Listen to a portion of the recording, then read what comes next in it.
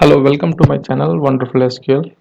So as we have seen indexes in my previous video, now today we will see how the operators work and how do we compare those operators using the execution plan. So we will start with table scan, and a table scan is nothing but it reads the entire heap, in the sense the rows and columns into the memory. When you query at a heap, uh, so it will completely pull all the rows as well as columns in the table into the memory before it can produce the results or out result set or output. So what exactly is happening here is it is traversing through all the rows or all the records in the table. So it is a complete table scan, and as you know, when the tables are huge, scanning through all the rows in the table takes memory as well as input, IO, and the time, the duration taken to complete the query will be much higher. So the table scan occurs when we don't have any clustered index or any non-clustered index on the table. So the table scans are generally time taking when the volumes in the table are huge. But when you are working on a very tables where the volume is very less, so it will not give you much difference, even if it is a table scan or an index scan. So when we see the index scan is where it reads all the rows and only columns which are in the index. So here when we create an index on a column, so when we have 10 columns in a table, so only the one column is fetched into the memory, and it will traverse through the records and it will fetch the results set based on those columns and the index key.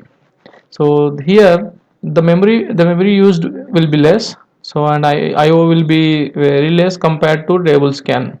But more or less the table scan is similar to index scan, because it is also scanning through the complete table.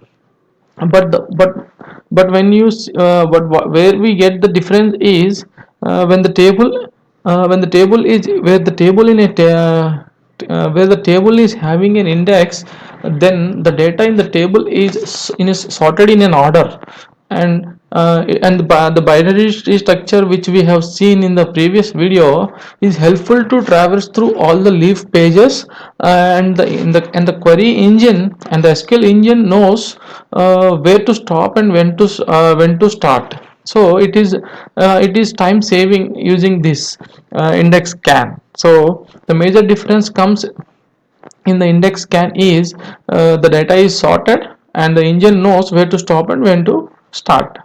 So but when we have an index on a table, but you are not querying the table for a range of data, which means you are not using any where or a having clause or a join, then the SQL optimizer will use the index scan.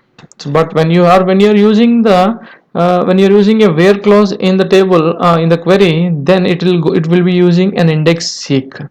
So index seek we will see, but before to that we will compare index scan and table scan. As I said, the both behaves the similar way when there is very less data in the table. But when you have a more data, you can see the figures, or we can see the numbers in the execution plan varying much between these two operators. So suppose we will see with an example.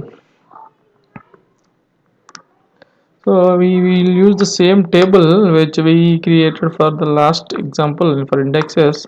Let us say we have table student, then we are using the data to insert into that table, and we don't have any indexes for now. So let us say we are accessing this data,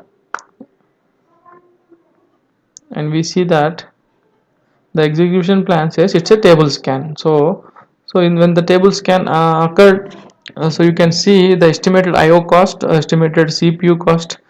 These are the two major places where you see difference between a table scan and an index scan.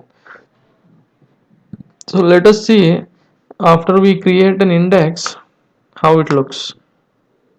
So we have created an index on this, but we are not using any where class here. The major difference will come when we use the where class. So we are just querying the complete data. Earlier it was table scan, now it is clustered index scan. When you see the estimated IO cost and estimated CPU cost, and if you compare between these two, you will see the major difference here. The only thing we did here is we have created an index on the table, but the query is same. So the table scan has changed to index scan. So now, so we will see both the execution plans side by side, so that we can spot the difference here now. So if you go back to this, see, if you see the clustered index scan, the estimated operator cost is same for both table scan and index scan. This is what I am referring. The both are same when you are using a table without when you are using a table with a small table. So you might not see any much difference, but when the table volumes increase, then you can see a difference over this as well. But when you see the IO cost, this is index scan IO cost, which is 10 times faster than, I mean, we have done 10 times less compared to table scan. So this is where we are gaining something over here.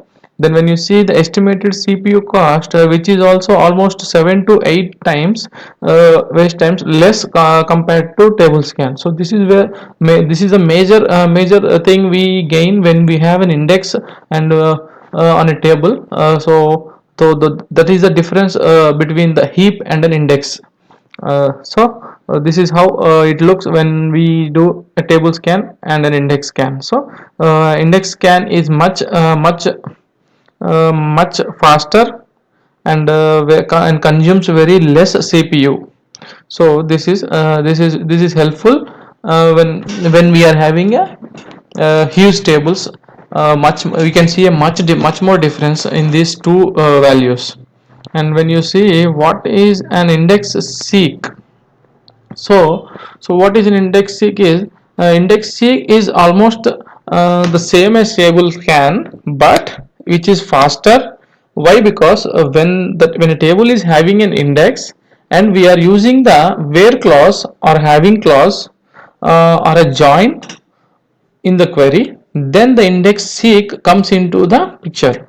So when earlier we are selecting the same data without any where clause on the table, but without any index we see that table scan is happening. Then when we have created an index scan is happening. But when we include a where clause or a having or a group by, we will see an index seek which is much faster. And the where class we are whatever we are using should be on the column where we have created an index. So then you will see the index seek which is much faster than index scan. So we will see how it travels through when we are creating when we are querying a data using a where. Suppose let us see the query.